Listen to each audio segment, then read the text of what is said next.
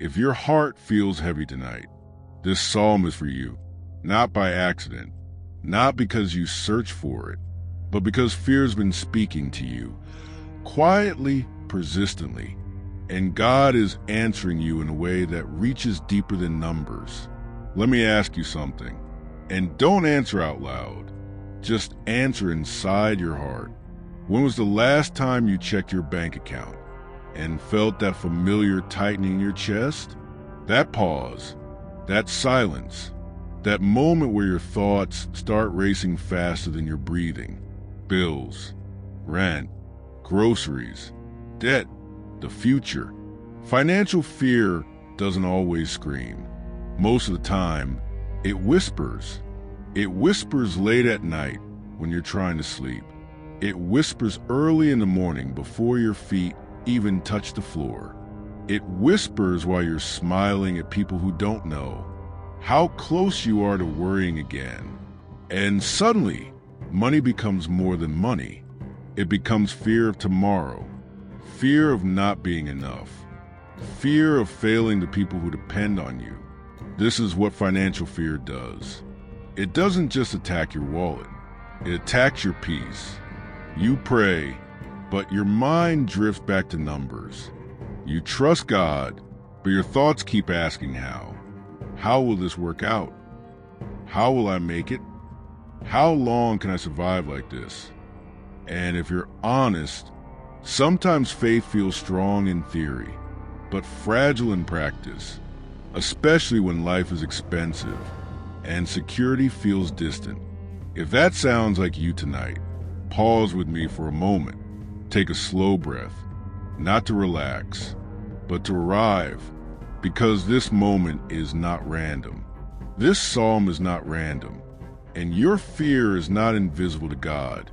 The Bible never pretends that fear doesn't exist, especially fear about provision. God knows how deeply money anxiety affects the human heart. That's why Scripture doesn't shame fear. It speaks to it. And tonight, God is speaking to your financial fear through this psalm. But before we read a single verse, we need to name the real problem. The real problem is not money. It's control. Financial fear grows when control feels threatened.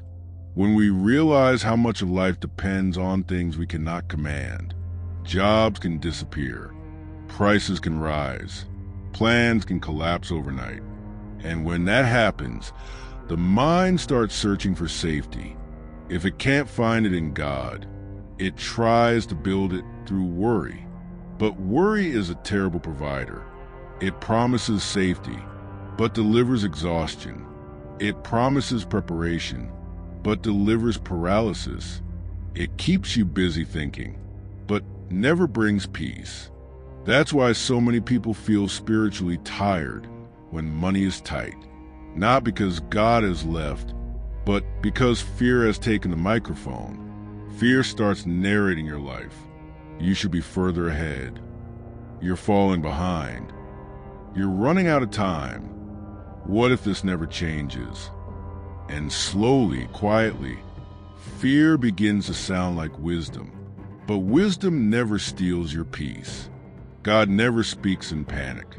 Which brings us to this psalm. This is not a psalm for people who have everything figured out. This is a psalm for people who are tired of carrying the weight alone. A psalm for anxiety. A psalm for fear of money. A psalm for nights when trust feels harder than work. A psalm that has carried generations through seasons of lack and reminded them that provision does not begin in the bank, but in the hands of God. And here's something important to understand. God does not promise instant wealth, but He does promise presence. He does not promise a life without uncertainty, but He promises provision in the middle of it. And most of all, He promises that fear does not get the final word. Tonight, we are not rushing this psalm. We are not skimming it. We are not turning it into noise. We are letting it breathe. We are letting it speak. We are letting it quiet what fear has been shouting, because financial fear feeds on speed. God's peace moves at a slower pace. And as you listen, something subtle will happen. Your shoulders may lower. Your breathing may deepen. Your thoughts may stop racing. Not because your situation magically changes, but because your position does. You move from panic to trust, from fear to surrender, from what if to God is my provider. And even if you've heard this psalm before, tonight it will sound different because you are listening from a place of need. And God never ignores a heart that comes to him honestly. So stay with me. Don't rush ahead. Don't multitask. Just be here. This is not just a prayer for financial breakthrough. It's a realignment of trust. A reminder that your value is not measured by income, that your future is not limited by current numbers, that God's provision is not fragile. And as we move forward, this psalm will begin to gently replace fear with something stronger: confidence, stillness, hope. Not loud hope, not forced hope, quiet hope, the kind that lets you sleep again. In the next moment, we will begin reading the psalm itself, slowly, clearly, without pressure. And as the words unfold, let them land where fear has been living, because God is not distant from your financial anxiety. He is present in it. And tonight, he is speaking to you through this psalm. Now stay with me. Slow your breathing. Let the noise of the day fade into the background. We're going to read Psalm 23. Not quickly, not mechanically, but slowly, as a conversation between your fear and God's provision. Let these words settle. Let them replace what anxiety has been repeating. Psalm 23. The Lord is my shepherd. I shall not want. Pause here. Not, I will not want someday. Not, I will not want when everything is fixed. But now, in this moment, the Lord is my shepherd. I shall not want. He makes me lie down in green pastures. He leads me beside still waters. He restores my soul. Even before provision is mentioned, God addresses exhaustion, because financial fear drains the soul. Before it ever empties the wallet, he restores your soul. Before he restores your situation, he leads me in the paths of righteousness, for his name's sake, not because you earned it, not because you figured everything out, but because his character is faithful. Even though I walk through the valley of the shadow of death, I will fear no evil, for you are with me. Notice something important. It says through the valley, not stuck in it, not abandoned inside it. And it says shadow of death. A shadow can scare you, but it cannot harm you. Financial fear feels real, but it is not final. Your rod and your staff, they comfort me. Guidance, correction, protection. God doesn't just provide resources, he provides direction. You prepare a table before me, in the presence of my enemies, not after fear disappears, not when life becomes calm, in the presence of fear, in the presence of lack, in the presence of uncertainty. Provision does not wait for perfect conditions. You anoint my head with oil. My cup overflows. Overflow is not excess. It is sufficiency that spills into gratitude. Surely goodness and mercy shall follow me all the days of my life, not chase you in rare moments, not visit you occasionally, follow you consistently, faithfully, and I shall dwell in the house of the Lord forever. Stay here for a moment. Notice what this psalm never says. It never promises instant wealth. It never promises luxury. It never promises ease.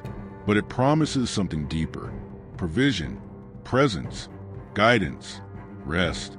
Financial fear tells you, you are alone in this. Psalm 23 answers, the Lord is with you. Fear says, you are running out. God says, I am your shepherd. Fear says, you don't have enough. God says, you shall not want. This psalm was written for moments exactly like yours. Moments when trust feels harder than effort, when rest feels undeserved, when peace feels delayed. And yet, God speaks calmly, confidently, without panic, because God is not threatened by your needs. He is not surprised by your bills. He is not intimidated by your numbers. He is not distant from your reality. Tonight, this psalm is not just words. It is a reminder that provision does not begin in your strength. It begins in surrender. And as you let these words settle, something begins to shift. The fear may not vanish instantly, but it loosens its grip. Your breathing steadies. Your thoughts slow down. Your heart remembers where safety truly comes from. In the next block, we will gently apply this psalm to your real, modern life, work, money pressure, decisions, and trust, and you will begin to see how this ancient prayer speaks directly to today's financial fear. Stay with me. Don't rush this moment, because now comes the part where ancient words step directly into your modern life. Psalm 23 was not written in a world of credit cards, bank apps, rent increases, or rising costs. And yet, it speaks to all of them, because fear has never changed. Only the numbers have. When the psalm says, "The Lord is my shepherd, I shall not want," it is not denying reality. It is redefining security. In modern life, security is measured by income, savings, stability, predictability. But God measures security by relationship. A shepherd does not give a sheep a map, a spreadsheet, or a 5-year plan. A shepherd gives presence, guidance, daily provision. And this is where financial fear begins to lose its power, because fear demands certainty before peace. God offers peace before certainty. Think about your daily routine. You wake up, your mind checks the list. What needs to be paid? What hasn't arrived yet? What could go wrong? Financial anxiety is not loud panic. It's constant calculation. And slowly, without realizing it, your thoughts start working overtime, trying to solve tomorrow. With today's strength, that's when Psalm 23 speaks again. He makes me lie down in green pastures. This is not poetic decoration. This is instruction. Lie down. Stop striving. Stop rehearsing worst-case scenarios. Stop punishing yourself with what if, because exhaustion does not increase provision. Rest does not mean irresponsibility. It means trust. In a world that rewards hustle, rest feels dangerous. But rest is where clarity returns. Financial fear often convinces you that if you stop worrying, everything will fall apart. But worry has never paid a bill. It has never created provision. It has never added wisdom. God leads beside still waters, because clarity cannot exist in constant noise. Stillness is not avoidance. It is alignment. Then the psalm says, "He restores my soul." Notice what God restores first. Not your account, not your situation, your soul. Because anxiety drains the soul, long before it drains resources. A tired soul makes rush decisions. A tired soul compromises values. A tired soul loses perspective. Restored peace leads to better decisions, clearer judgment, healthier patience. And then comes a line many people overlook. He leads me in paths of righteousness for his name's sake. This matters deeply in financial fear. Fear pushes shortcuts. Fear whispers, just do whatever it takes. But God leads in paths of integrity, not because he wants to limit you, but because shortcuts always cost more later. Righteous paths protect you from solutions that solve today, but damage tomorrow. Then comes the verse that feels most real. Even though I walk through the valley of the shadow of death, I will fear no evil. Let's be honest. Financial pressure feels like a valley. It narrows your options. It limits your view. It makes everything feel closer and heavier. But the psalm doesn't deny the valley. It changes your posture inside it. Fear says, you are trapped. God says, you are passing through. Fear says, this defines your future. God says, this is a season, not a sentence.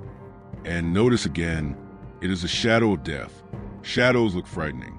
They stretch. They exaggerate. But they cannot harm you. Financial fear exaggerates outcomes. It makes tomorrow feel catastrophic. when it is simply unknown. Your rod and your staff, they comfort me. In modern life, this means guidance and correction. Sometimes God protects you by closing doors you thought you needed. Sometimes provision looks like delay, because the timing matters more than speed. God's guidance prevents you from stepping into traps, disguised as opportunities. Then comes one of the most powerful lines. You prepare a table before me, in the presence of my enemies. This means provision does not wait for fear to leave.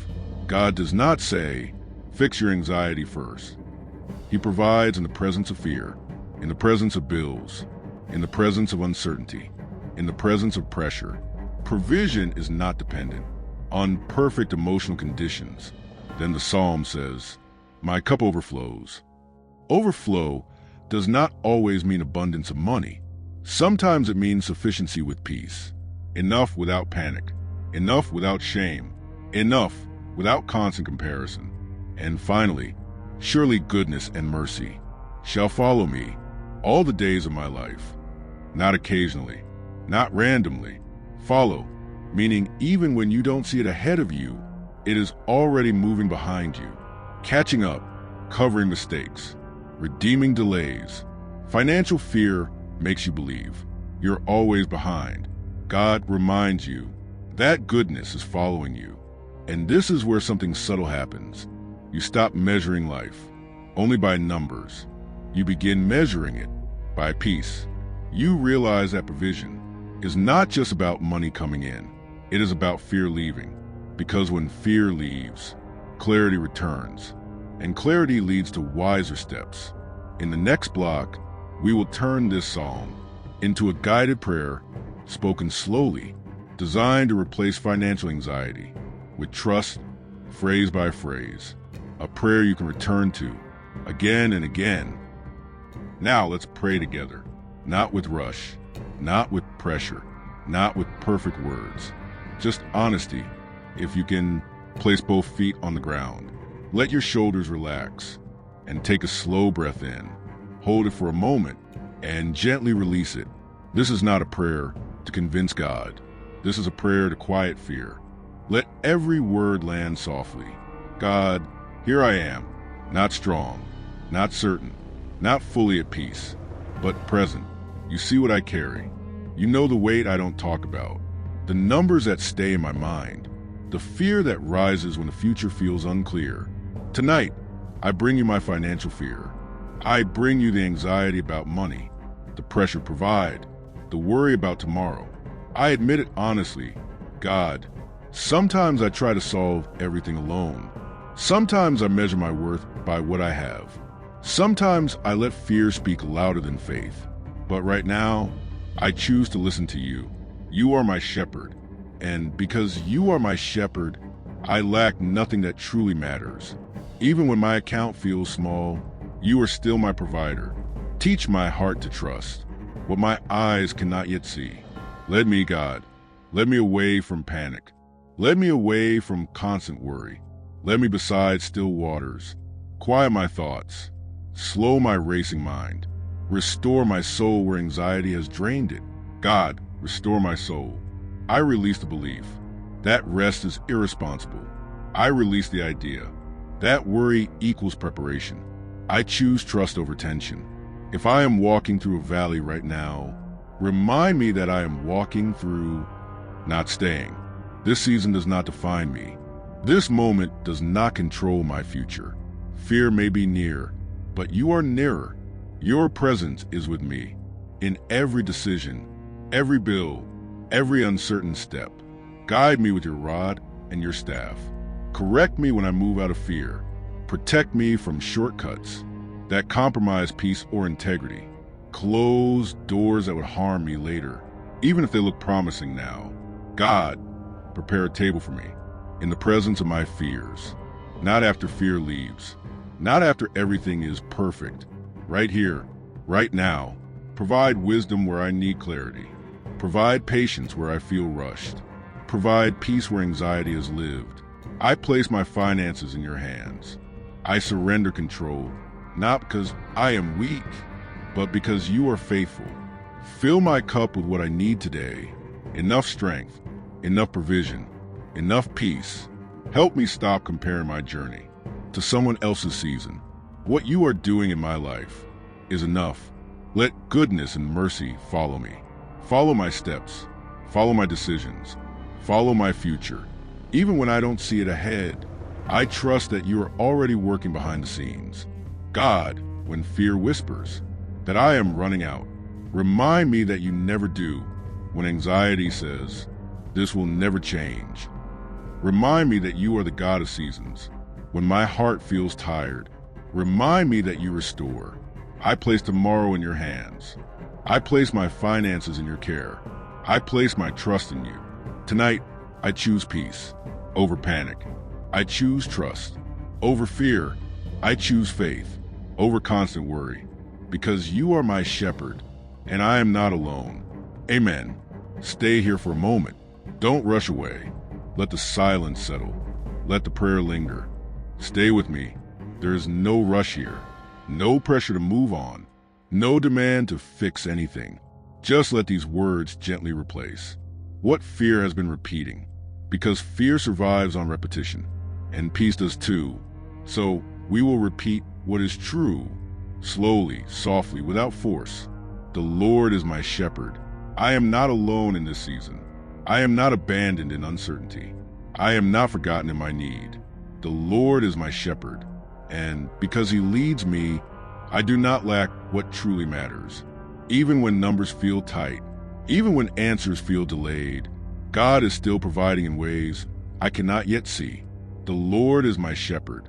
I shall not want, not because I have everything, but because I am cared for. Let that settle. I am cared for. Fear tells you that everything depends on you. God reminds you that you are carried. He leads me beside still waters. Still waters, not rushing currents. Still waters, not chaos. Still waters, not panic. God invites my heart to slow down. I release the habit of checking the future repeatedly. I release the need to solve everything tonight. I choose stillness. He restores my soul. Not later, not after success, not after breakthrough. Now, my soul does not need punishment. It needs restoration. I allow God to restore what anxiety has drained. Breath by breath, thought by thought, moment by moment, he leads me in right paths. I do not need shortcuts. I do not need to compromise peace. I do not need to betray my values to feel secure. God's guidance protects me from decisions rooted in fear. Even though I walk through the valley, I will not be consumed by it. This valley is temporary. This pressure is not permanent. This fear does not define my future. I am walking through, not staying. God is with me in the uncertainty. God is with me in the waiting. God is with me when answers feel slow. His presence is my safety. Your rod and your staff comfort me. I am not navigating blindly. I am not guessing alone. I am being guided. Even corrections are protection. Even delays are direction. God prepares a table for me in the presence of my fear. I do not need fear to disappear, for provision to arrive. God works in the middle of pressure. He provides clarity. When confusion feels loud, he provides peace.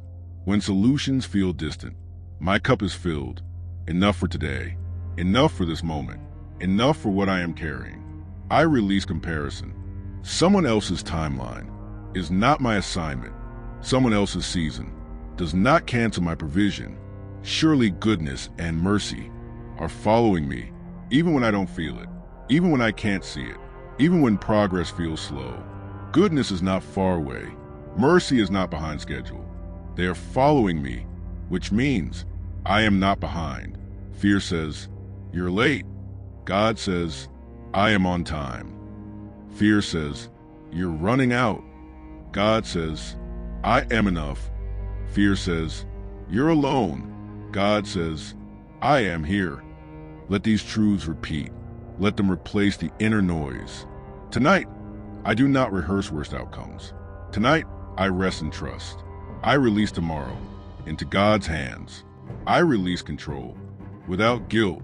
I allow peace to arrive before answers, because peace is not the result of certainty. Peace is the result of trust, and trust grows quietly. So we stay here, breathing, listening, letting fear loosen its grip. Nothing else is required of you right now. Just receive. Stay here with me a little longer.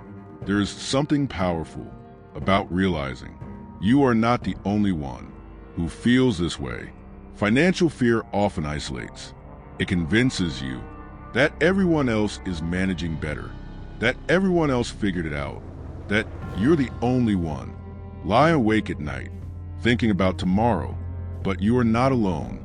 Right now, there are thousands of people listening to these same words, carrying similar worries, praying the same quiet prayers, different lives, different stories, but the same fear and the same hope. God does not see your struggle as weakness. He sees it as honesty. And there is something healing about letting fear come into the light. So if this psalm spoke to you, even quietly, I invite you to do something simple, not public, not performative, just real. In the comments, write a short prayer. It doesn't need to be perfect. It can be as simple as, God, I trust you, or Lord, I place my finances in your hands, or even, please pray for me. There is no judgment here, only understanding. When you write it, you are not just engaging with video. You are releasing what you've been holding inside, and when others see it, they will realize they are not alone either. This is how faith becomes shared. Quietly, gently, without pressure. If you feel led, you can also write what you are trusting God for, not details, not explanations, just the area of trust, provision, peace, direction, stability. Sometimes naming it loosens fear's grip. And if you don't feel ready to write, that's okay too. Even staying here, listening, is an act of trust. There is no rush in faith. God is not measuring your progress by speed. He is present in your pace. If this prayer helped calm your heart, you may want to return to it. Save it. Come back on difficult days. Play it again when fear tries to take over. Peace grows through repetition. Faith strengthens through reminders. And as this message reaches its final moments, remember this. Your life is more than a financial season. Your worth is more than numbers. Your future is not fragile.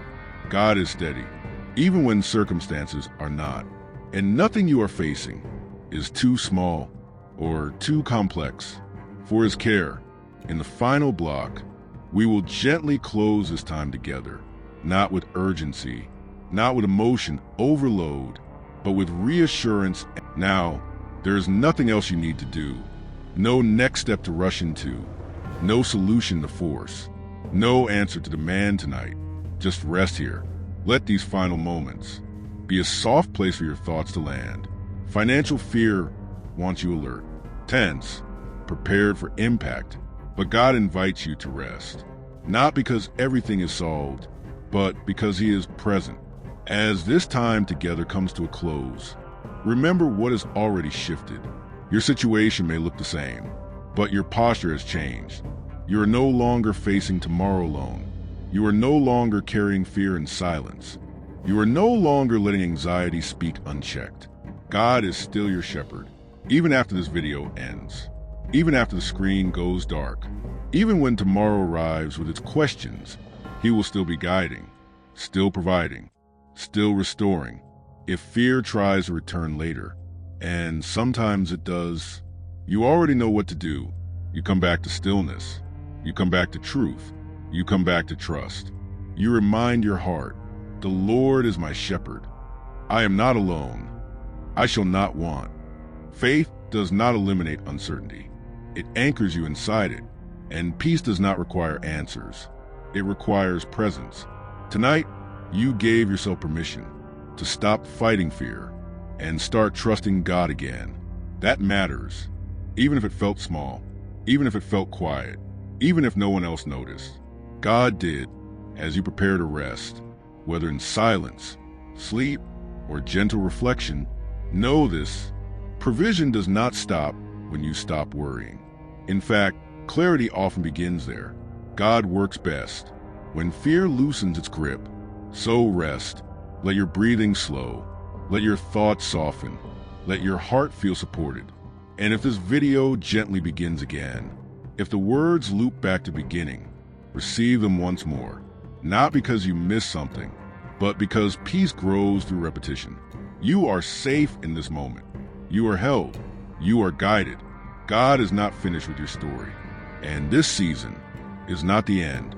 Rest here. God is still working.